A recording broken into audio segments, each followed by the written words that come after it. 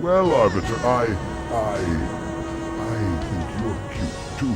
I wanna know what love is. Hey guys, what's going on? And today I'm going to be telling the entire story of Halo 2 campaign, but as fast as possible. If you haven't seen the previous one where I did Halo CE in 6 minutes, go see that right now, because if you don't know the story of Halo 1, not much of this is going to make sense in Halo 2. And now I'll let you get into the video. So the game starts off with the Master Chief getting awarded for destroying the Halo ring in the previous game. However, we also see an elite called Thel 'Vadamee get punished for the Halo's destruction as it was a part of their religion. The station called CAIRO station, positioned in Earth's orbit, gets attacked by the Covenant, and they bring something with them, a bomb. Chief hauls ass through the station to deactivate it, and Chief, being the absolute mad lad that he is, flies through space like an absolute unit to give the Covenant back their bomb.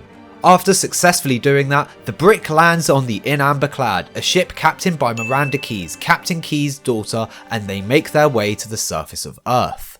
After getting shot down by a Type 47A Scarab, Chief fights his way through the city of Mombasa, filled with Covenant, mainly those goddamn sniper jackals. Don't you do it. And through an underground tunnel chasing after the Prophet of Regret, who landed on Earth to do something that has yet to be explained.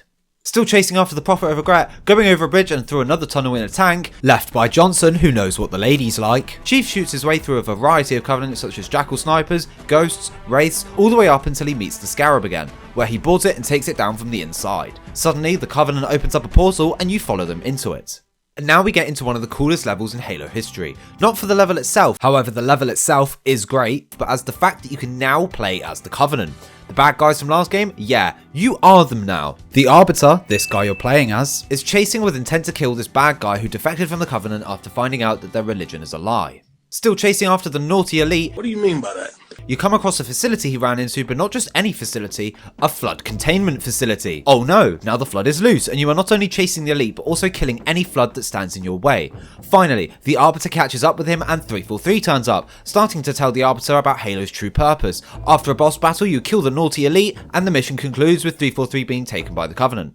Now the Master Chief again, you come across another Halo ring. After landing on it, Chief is tasked with hunting down the Prophet of Regret, tracking through various temples and jungle-like terrain.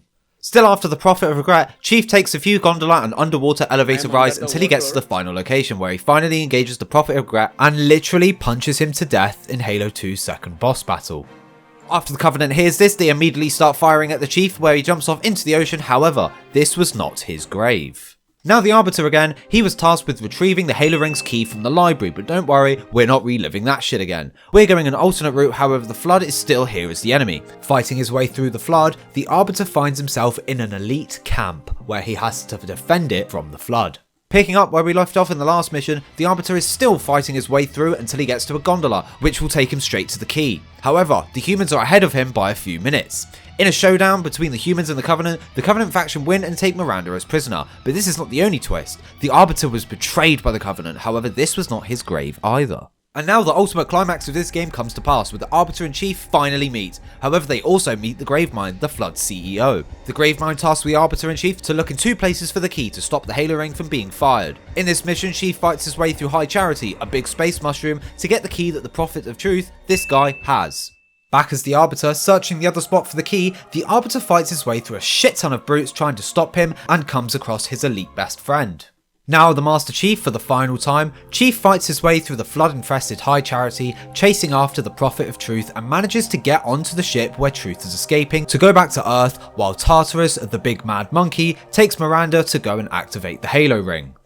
In the final mission of Halo 2, the Arbiter and his elite best friend team up with Johnson to stop the ring from being activated. They get into the control room and try to convince the Monkey Man not to activate the ring, but he does so anyway. Now in the last boss battle of the game, you kill the Monkey Man and stop the ring from being fired. However, now all 7 rings can be remote activated from somewhere else, leading into Halo 3 where Master Chief will finish the fight. And there you have it. That is the entire story of Halo 2 campaign in under 4 minutes, by the way. That's pretty good, not gonna lie. If you enjoyed today's video, make sure to like and subscribe and all that shit. I think all I've got to do is Halo 3 next, although I might do Reach as well. I don't know. We'll see. But yeah, thank you for watching the video, and I'll see you in the next one.